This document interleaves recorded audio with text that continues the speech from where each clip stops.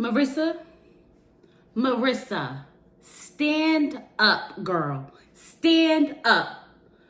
I'll be damned, okay, if I let a ninja with a thong play in my face the way Rams did, okay? I don't know why you are begging him, but it needs to stop now. Never let a man tell you more than once that he don't want you. Hey, y'all, it's Chloe, and we're back with another video. You guys, I'm just sitting here like the men this season are complete trash, okay? I'm watching the wedding of Tyler, and I am disgusted. I am like literally feeling sick to my stomach as I am watching this, just thinking of all the manipulation that this man has been doing to this woman and how far gone she is. But before we get into this review, y'all already know your girl need a favor, okay? We are on the road to 10K. So if this is your first time here, I need you to sit back, relax, watch the video through. And if you like what you see and you like what you hear, go ahead and hit that subscribe button. If you are one of my lovely members or subscribers, hey y'all, how y'all doing? I was doing fine. I was doing fine until I watched this episode and then I got sick to my stomach. But nonetheless, we are here to talk about Love is Blind Season 7, the finale, episode 12. Baby, let's go ahead and get into this mess. So the episode picks up with Rams and Marissa, okay? They are still having this conversation that literally came out of nowhere, but nonetheless, it's going down, okay? Marissa is telling Rams how bad she wants to marry him and how this was the risk of falling in love, okay? Apparently, Rams has been out talking to some people. Now, according to the streets, because y'all know the streets are talking, he has been talking to friends of his ex-wife. He tells her that he didn't realize how much pain his ex-wife went through when they divorced. But I thought this was mutual, Rams. I thought y'all getting divorced was mutual. So why was she in so much pain? He tells her, oh, I don't want to put you through the same thing that she went through. I don't want to hurt you. So what did you do to your ex-wife? You said that it was mutual, but now I'm starting to feel like it wasn't. If she was so hurt, she went through so much pain, I'm starting to feel like this is a pattern for you, okay? She's getting frustrated because she feels as though he's listening to everyone else, okay? He's not focusing on them. This man basically told her her energy is too much. It's overwhelming. There's no way they will be able to, coexist and live together. Sir, when did you figure this out? Tell me, when did you figure this out? When y'all submitted the marriage application? Because I'm sure that was when. I'm sure you knew then, but yet and still, you went through it. You are trash. How dare you take this woman on this emotional roller coaster and then sit there and talk about something? I had a lot of concerns, but I just kept brushing them under the rug. Why? What was the purpose? What was the reason? Y'all had nothing but time to talk about this. You went and you talked to them people, and according to Marissa, you was talking about her bad. She did not like the way you was describing her, and I believe it, because while you sitting there telling her her energy is too much, it's overwhelming. And you know what? It really made me upset because she said this. She said in the pause that she said in the pause that, men are really excited when they're dating about her energy, but then somewhere along the lines, they just can't take it anymore. And that was her worst fear. She said, I was 100% myself. And that just wasn't enough for him. I felt so bad for Marissa. Marissa, girl, stop begging this man. Stop begging this man. Stop begging this man.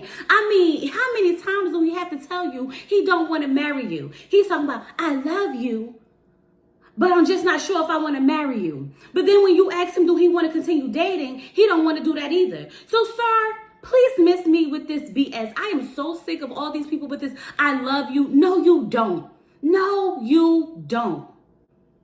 She goes over to him to hug him, and I'm sitting here trying to figure out why you going to hug him when he's the one breaking up with you. And then he got the nerve to have on a thong, some panties, or whatever. Absolutely no. Ain't no way in the world I'm going to be falling down on the floor, flipping over in circles, crying over no man and no thong. Absolutely not. She went inside that bathroom, and she called her mother. I said, Mom, as unhinged as you are, please get down here and cut this ninja balls off. She is in the confessional tore up, down, upside down, and around. When I tell you, I felt so bad for her. But Marissa, you have known that man for all of a month or two. Let it go, sis. It's not that serious. And then for me to find out that y'all started talking again after y'all broke up, and you still asked him, did he want to be in a relationship with you after what he did, and he still told you no. Didn't I tell you, don't let a man tell you he don't want you more than once? Sickening. Rams is full of ish. You know you was married before. You knew you was divorced. Why did you come up here and now all of a sudden you're not sure if you want to be married again? Then why did you come here? What was the reason? What was the purpose? You wasted everybody's time. But y'all, I knew that they wasn't going to last. I knew it. They just did not agree on a lot of things, okay? He wanted to have sex without condoms. She didn't want to go on birth control. She wanted to have kids sooner. He didn't want to have kids until later, okay? Which also sounds like a lie. And now that I'm thinking back of it, Rams, you are full of ish. She didn't even meet none of your family. You didn't even invite nobody to the wedding. What was this? Rams played in everybody's face this season, and I am thoroughly disgusted with these men, okay? Add him to the list with Tyler, add him to the list with Steven, and I don't even know if I want to throw Tim in there, but while we at it, just throw Tim in there too. So now what's left of the men and women, which is basically just two couples, okay, are going on a bachelorette party and a bachelor party. Now, we already know that Tyler's used to the threesomes and whatnot, so I'm sure this is not what he expected. He didn't expect to be outside at a basketball game. He thought he was going to be at the strip club throwing dollars and throwing back shots. But I guess making layups on the court is better than actually laying up. Child. Women are at their bachelorette party, and they just feel so happy to be chosen, and I'm just sitting here like, Ashley, if you only knew, sis. If you only knew. Had the nerve to talk about how we are stern women and we don't put up with none of that. Girl, bye. Girl, bye. The way you were on the internet acting a fool. Girl, bye. That is your man and you are on stick beside him even though he doesn't take care of his kids. That says a lot about you. That says a lot about you. But we gonna move this thing along, okay? So now it's Tyler and Ashley's wedding day. And I'm already disturbed in my spirit, okay? Because I am sitting here like I don't want to watch this, okay? I just can't stomach the idea of the fact that this man has manipulated this girl all the way to the owl, okay? He's talking to his groomsmen and friends, right? And he's sitting there talking about something, how she's his everything. She's his best friend. And I'm like, so what happened to Bree, your best friend, okay? Because last time I checked, she was your best friend and you left her with your 3 kids. So that's how you treat your best friends, huh? So Ashley, I guess your time is coming, sis. Your time must be coming. Ashley's talking to her friends, okay? And she's telling them how she just never thought this day would come. Because the quality of men, And I'm just sitting there cringing. Because girl, if you only knew. If you only knew. And I just feel bad because she is gone. He done got all in her head. Homegirl is sprung, okay? And she's just so caught up on the bare minimum. He brings her coffee in the morning. He does anything and everything for her. I'm like, girl, even her friends were sitting there like, that ain't gonna last long. That ain't, that's what they wanted to say. Because he's doing the bare minimum and you're making it a big deal. He jumped out of a plane for me. Yeah, because y'all was on national television. I doubt if he would have did that if y'all wasn't. I doubt it. I highly doubt it. But go off, sis.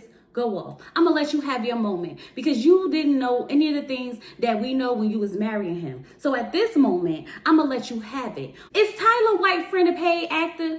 Because y'all noticed that they didn't let the man with the dress, the one who said that we was like, F marriage. We ain't never getting married. They ain't let him talk to him. He's sitting down talking to him. And you know, are you really ready for this? I said, he got to be paid. He got to be paid, okay? They made that man come in there and act like he was his best friend in the whole wide world. And he was there to support him and make sure that he was ready. Tyler, you are a complete piece of shit, sir. You are constantly trying to pull out these tears that just are not coming out of your eyes, okay? Your eyes are red because you're rubbing them, not because you're crying, not because the emotional Not because the emotion is real, but baby, let me tell you something. When his mother walked up in that room, I said, I know you effing lie. I know you effing lie. Because mom, you know that this man got 3 kids at home. Why are you here supporting this BS? And then you got the nerve to tell him that he deserves this. He deserves to get married and leave the mother of his children to be a single mother and abandon his children. His children didn't even get the opportunity to come to the wedding. He deserves this. Whew. Whew. And then, as if that wasn't enough, baby, we get outside. We get outside and the grandma is there too. I said, grandma. Now, I'm not going to go too hard on grandma, but grandma,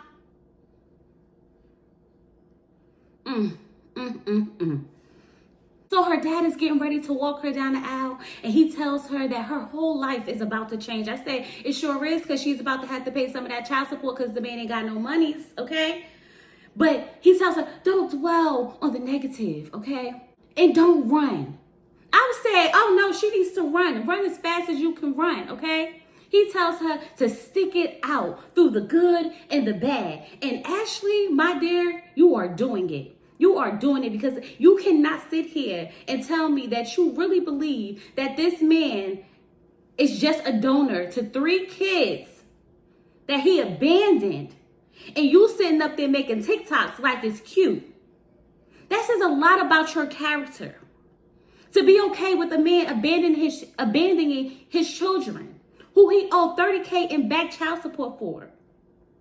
I'm disgusted watching them say their vows, because I am just sitting there like, this could have been a great love story. I promise you, if we didn't know all the things we know, of course we would have still been side-eyeing him, but it wouldn't have been as bad as this is. I am truly and thoroughly disappointed. Disappointed in Tyler for even coming up here and lying about abandoning his children, when all he had to do was say the truth. Say the truth. Give the woman the opportunity. Your baby mama was fine with you coming up here to find love, and you couldn't even claim your children, 2 of which you had natural with her, 2 of which you was at the birth for. But hey, the show must go on. Taylor and Garrett are gearing up to get married. Now, I'm not going to lie, watching their love story back, it was beautiful. I'm like, they really might, make it. They might, you know what I'm saying? He's telling his friends how he's really, dissecting his feelings, because he want to make sure that when he says yes, he means yes. Okay, him and Taylor had this conversation, and they said that they're not going to say yes unless they are 100% sure. Taylor's mother, okay, gifted her a hanky or hat. I'm questioning my mama, because mom, where's my stuff? Okay, the way she was crying, getting emotional, and I'm saying like, hold on, because my mama ain't do none of that for me, none of that. But it was just so sweet, especially because we thought that her parents wasn't going to be like, supportive. So I was really happy that her mom was there, and she was like, this is a big day for her, giving her something old. Like, it was really beautiful. I love that for her. And then to know that her father showed up, and if I'm not mistaken, her father didn't want to be on camera, or he didn't want the people at his house. Either way, I was just so happy when I saw his father, and his father was talking to Garrett, trying to help him with his tie. And I'm just saying like, oh, this is nice.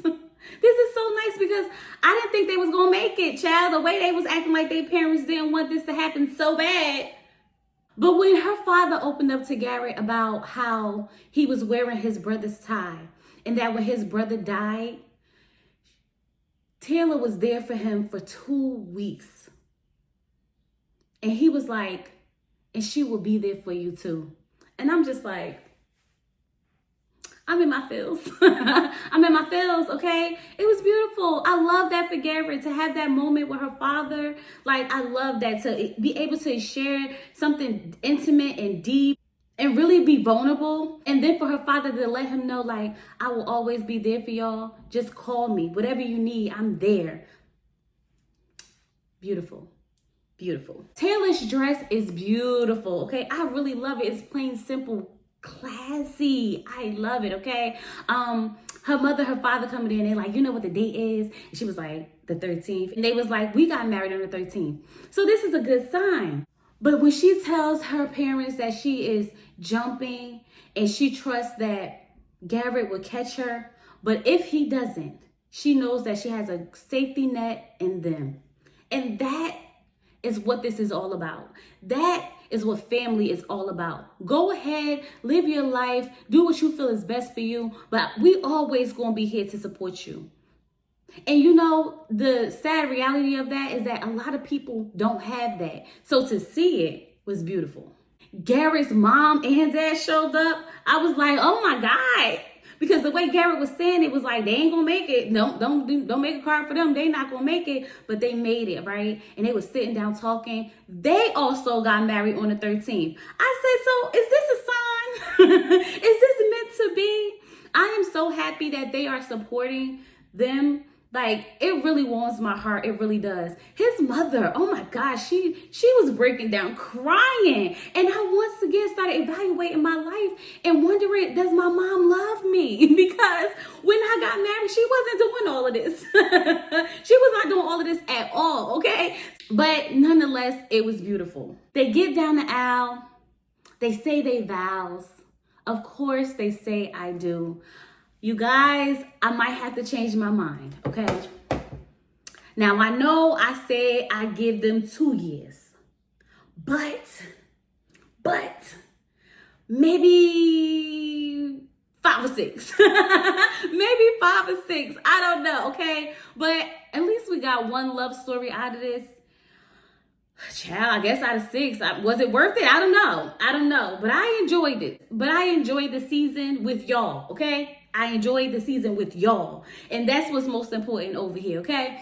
We will be back for the reunion because, baby, we got questions and we need answers. We got questions and we need answers. So make sure that you guys hit that subscribe button. We are on the road to 10K. Make sure you come back, okay? And leave your comments down below. Drop the yellow hearts if you have nothing to say. And don't forget to like the video. Like the video, share the video, do all the things. And I'll talk to you guys later. Peace.